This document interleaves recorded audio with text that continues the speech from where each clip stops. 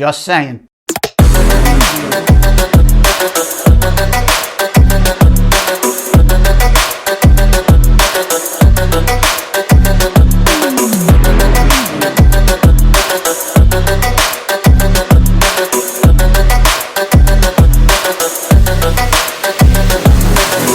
Just saying. If you could see what's in this jar and you knew something about insects, you'd say, oh, that's a cicada. And you know what? You'd be right. If you said, oh, that's the insect that almost ended your career in broadcast before it really even started, you'd also be right. Hi, I'm Joe Scacciaferra, creator and CEO of Ferrocity. Throughout our careers, we all make stupid mistakes. Some small, some huge. If you survive the huge ones, they usually become your best stories. And by the way, I've got dozens of awesome stories. But before I get back to how that cicada almost killed my broadcast career, let me share with you a couple of my best stories that proves God's alive and looking out for knuckleheads like me. All right, the first story goes back to my days in the music industry. I founded and ran a company called Triple S Electronics. Synthesizer Servicing Specialist. Garbage name, I know.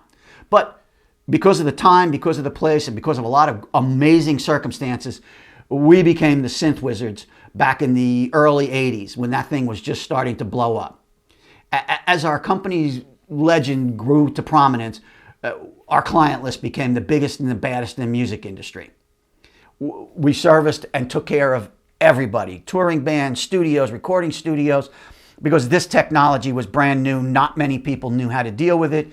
And for a lot of good circumstances, we just became really, really good at it. So here's the story. I get a call from Carnegie Hall one day. It's about mid-afternoon, not probably 2, 3 o'clock. I get a call from Carnegie Hall.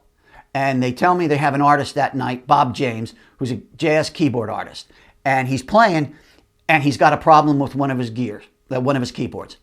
So I said, I talked to his tech. We find out it's a Prophet 5, and basically what happened was they lost the memory in the machine. Was common at the time. So I go, okay. I jump in the truck and I head in. The reason I went is because we always felt, we Triple S, always felt, make sure anybody gets the best that we can offer at the time. And at that moment in time, most of the guys were tied up doing stuff. I was the only one left to go in. Not that I'm the worst, but I don't usually go out on road calls like that. But it's Carnegie Hall, it's Bob James, he's a good client, let's go take care of him. So I drive into the city. I get to Carnegie Hall, and around 5:30, and in venues in those days, anything after sound check, the stages go dark. And I don't mean black, I mean they go dark where no one's allowed on the stage. It's kind of a union thing, so that the union guys and everybody has a chance to eat without interruption, and there's no problems and nothing's going to change. I got no problems with unions. I've been working with them for years. 99% of the time we get along great. I had to break the rules this time, so I went to the union chief. Long story short, they let me in. So I get out on the stage, and I have my little cassette player. Oh, and by the way, in those days, digital memory was stored on audio cassettes. Digital memory actually sounded like audio when you would listen to the cassette. If you push play and just listened, it sounded like what dial-up modems sounded like back in the day. And if you don't know what that sounds like, it's a bunch of white noise. And if you don't know what white noise is, it's that was good, right? So that sound is on those cassettes. That sound is the memory. So I walk out to the stage. I see the Prophet 5. I get it all set up, turn it on, go through it. Yep, it's definitely not working. Memory's gone. It's going to be a piece of cake. I'll get this up and running in 10 minutes. Hook up the cassette player, get everything set, get memory to ready to receive. Push play on the cassette player. All of a sudden I hear from the sound system in Carnegie Hall. Back up for a second. Carnegie Hall is one of the most acoustically amazing places you'll ever be in. You could stand on the stage and talk, and you could be heard all the way in the back of the house. For like a live, if you're just a singer, you probably don't even need a sound system. But anyway, there's a sound system here. I push play, and out of the sound system that I didn't know was on, I hear, and I only heard it for about 3 seconds. And then it just went, bam. And I just stood on the stage. From the back of the house, I hear, shit. And then I realized, uh-oh, I just blew the sound system out. And I'm on a stage. Now me, the guy that I heard was the engineer, was the sound engineer who was by this console. I never checked in with him. He never knew I was there. He didn't know what was going on. So he had no reason. He was just going through his normal pre-check on the console. And the system was up. My bad. So I said to him, I said, how bad is it? Now we're talking the entire length of Carnegie Hall. I'm on the stage. How bad was it? He said, totaled. I said, uh-oh. I said, yeah. I said, is there anything I can do? He said, yeah, if you got a sound system in your truck, that'd be awesome. I said, obviously, don't. He said, all right, well, then there's nothing you can do. I was like, okay. Long story short, between the two of us, I mean, it's Carnegie Hall, it's Triple S. New York's a really cool place in our little community. Everybody looks out for everybody. So between all the rental houses, we made a bunch of phone calls. We pulled together a system. The show went up. Nobody noticed except me and him and the invoice that came through on Triple S's desk. And we got everything up and working. Story one. Story two is fast forward now, and I'm in broadcast. I went from associate producer to senior producer to executive producer, and I'm a show producer. And on this particular day, it's my show. It's a live show. I'm the producer, and control rooms don't freak me out at this point. I've been around them a lot. They're very high energy. There's a lot of stuff that goes on in a control room, but the energy, come si chiama?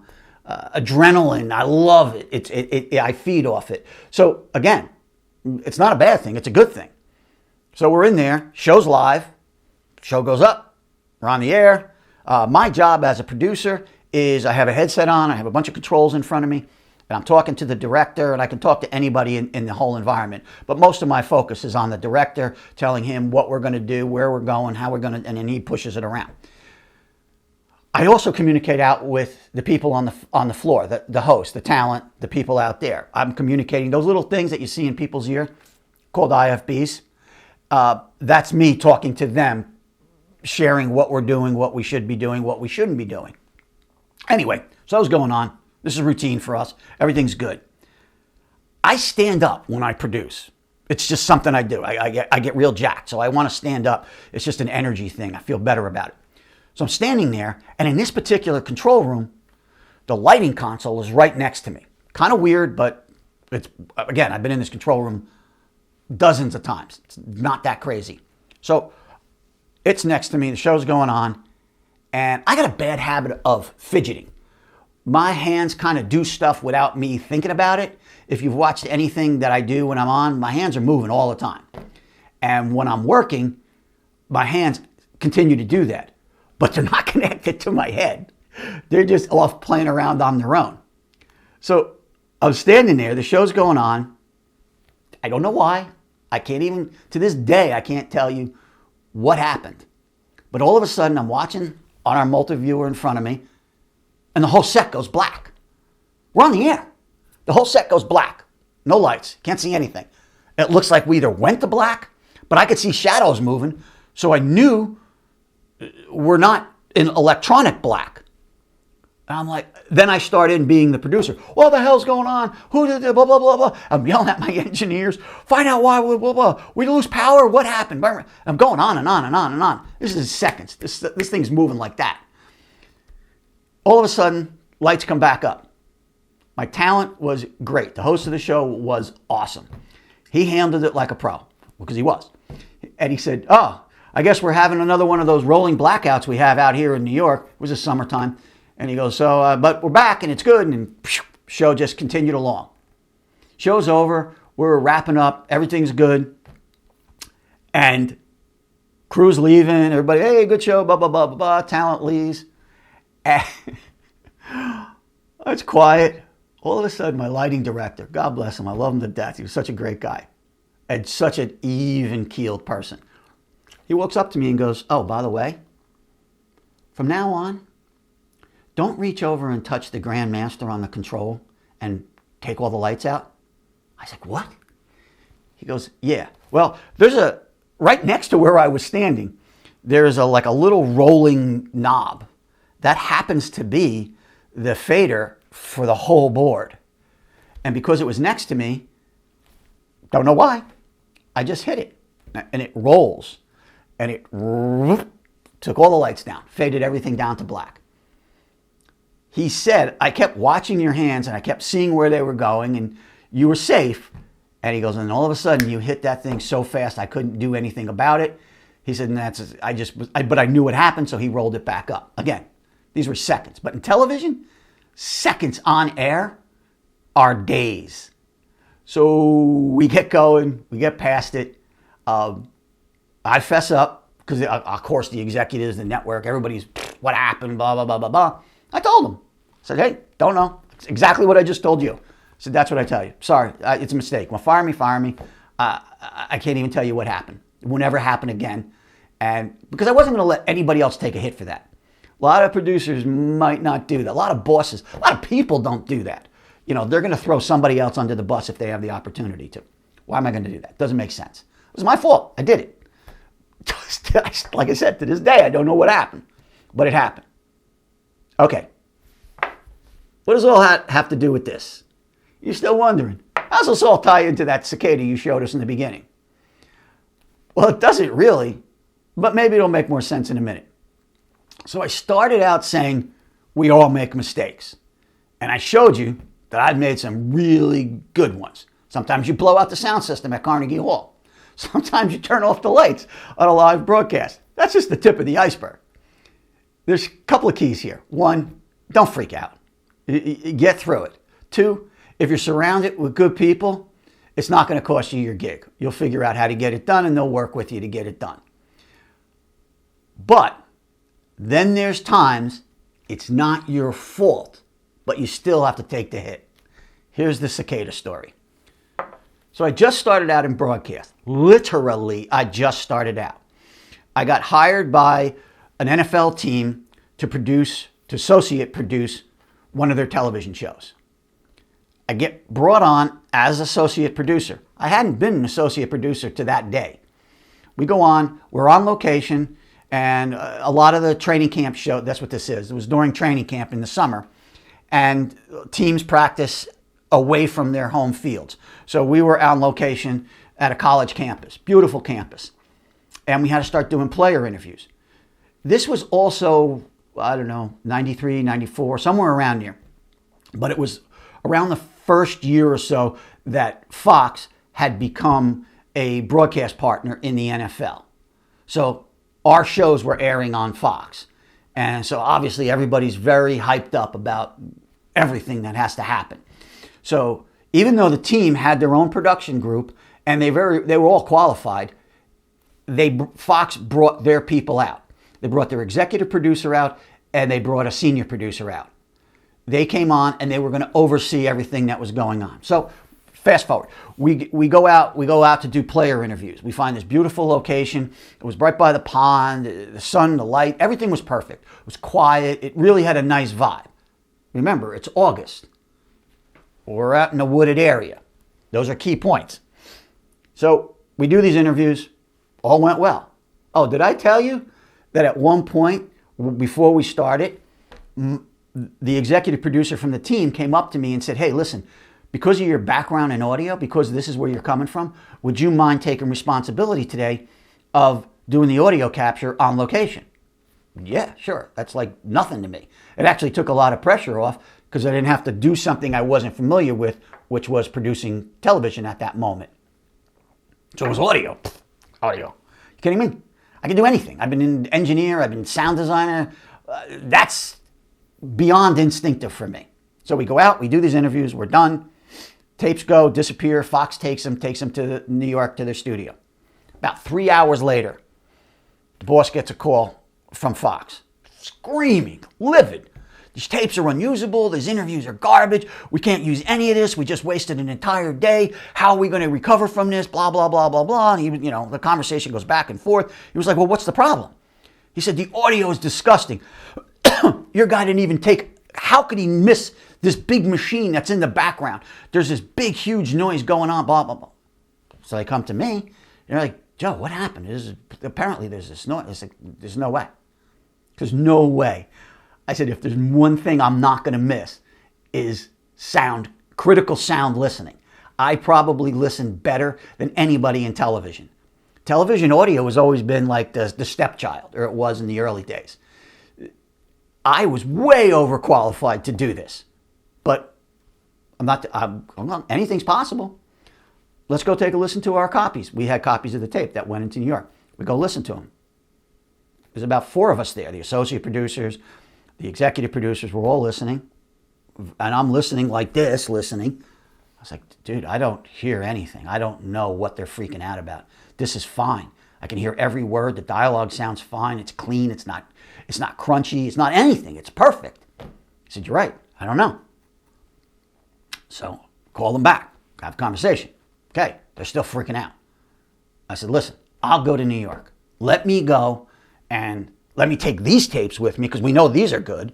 Let me go and we get there. So I get there. I walk in like Daniel walking into the lion's den. The executives are all there. Everybody's there. So I walk in and I've got my tapes. And I said, before I play these, can I hear yours? Play them. And they're all like this. It's okay. Play it. And I'm listening. I was like, what are you hearing that's a problem? You're like, you don't hear that? This is unusable. Blah, blah, blah, blah, blah. Listen to that machine noise. It's like, honestly, I don't know what you're saying. Oh my God, how do you ever work? You're never going to work in this business. You're done. You're through. We're going to make sure. Blah, blah, blah, blah, blah. And my back of my head was like, I don't care. First off, I know I didn't make a mistake because I'm listening. And second, I'm not here to be an audio guy. I'm here to be an associate producer. But mind my manners. I was polite. And I said, I apologize. I really don't know how to correct this. And they said, well, we do. You're never going to do audio for us again. Okay. So I leave. Come back. Tony said, da-da-da-da. The next day, they come back out. The whole entourage comes back out. They demand we all sit together. They bring me up in front of everybody, and they play it again. I still don't hear it. Nobody hears it. I said, what are you talking about? They said, listen, hear that buzz? And hear how it goes. All of a sudden, it just gets loud, and then it gets soft, and then it gets loud. All of a sudden, I went, wait a minute. Are you talking about the noise in the background? The insect noise? No, it's a machine noise. I said, are you talking about that? Again, good impressions, right? And they were like, yeah. I said, okay, that's not a machine. That's called cicadas. It happens in August. You want it to shoot out by the trees. It's part of the natural environment. It's not stepping on anything. It's just background. Well, we don't accept that. It has to be silent. So then you can't shoot outside. It's never going to be silent outside. It's just ridiculous. Well, we're going to bring our own guy out. My boss, the Giants team, was like, all right, Joe, obviously you're not going to do audio anymore. Cool. So the whole thing, once we realized what it was, one of the camera guys goes outside. This is after they left. He goes outside and he brings me this. And he said, bro, you got to hang on to this. He said, because this is a story you're going to tell for the rest of your career. So there it is. That's actually one of them. Probably one of the 1,000 that were in the trees that day. So the point, the really hysterical part of this is the next day, their audio person, Fox's audio person, shows up. He has a hearing disability. Now, I got nothing against anybody with disabilities working in the job, doing anything. God bless him. This guy was wonderful. He was a really great guy. But he had 40% loss of hearing due to a car accident. And he had been an audio guy prior, and he just continued along. And the point I'm saying is, I got replaced by somebody with a hearing disability at a position that demands critical listening. Never said a word, didn't say anything. Him and I, me and the audio guy, we laughed over it. We thought it was hysterical. And we just moved on. You know, it is what it is. The industry is what it is. All of us who work in this business understand that. So the point of all of these long fireside chat stories are, sometimes it's your fault. Sometimes it's somebody else's fault. But in either case, you're going to have to take the hit if that's what it's got to take. This wasn't my fault, but I had to become my fault. Fortunately, again, I was surrounded by really good people. My production team, or the production team that I was part of, understood, let it go. In other words, never was said again. I'm the only one who actually even remembers this story.